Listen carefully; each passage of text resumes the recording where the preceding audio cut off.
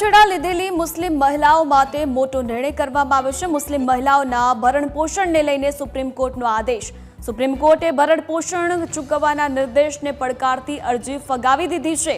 મુસ્લિમ મહિલાઓ પણ પતિ પાસે માંગી શકે છે ભરણપોષણ। આમાં ધર્મ કોઈ અવરોધ નથી તેવું સુપ્રીમ કોર્ટે કહ્યું છે।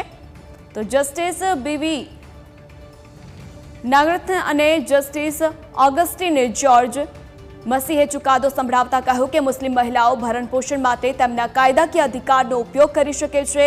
આ કલમ તમામ પરિણીત મહિલાઓને લાગુ પડે છે, પછી ભલે તે કોઈ પણ ધર્મની હોય। મુસ્લિમ મહિલાઓ પણ આ જોગવાઈની મદદ લઈ શકે છે। કોર્ટે ફરી એકવાર કહ્યું છે કે મુસ્લિમ મહિલા તેના પતિ વિરુદ્ધ કલમ 125 CRPC હેઠળ ભરણપોષણ માટે અરજી પણ કરી શકે છે।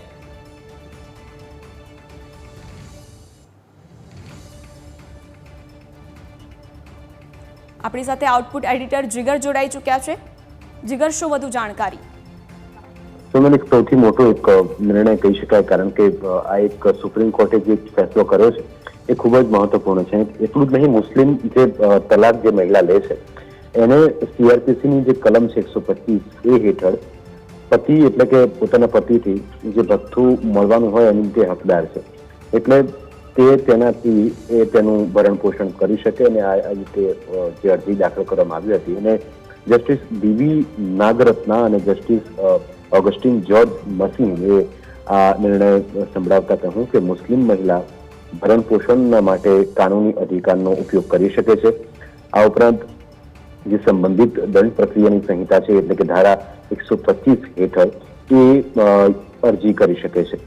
સુપ્રીમ કોર્ટે કહ્યું કે વિવાહિત જે મહિલાઓ છે એ તેના પર લાગુ થાય છે, પછી એ ધર્મ કોઈ પણ હોય, એટલે કે મુસ્લિમ મહિલાઓ પણ તેમાં આ પ્રાવધાનનો ઉપયોગ કરી શકે છે।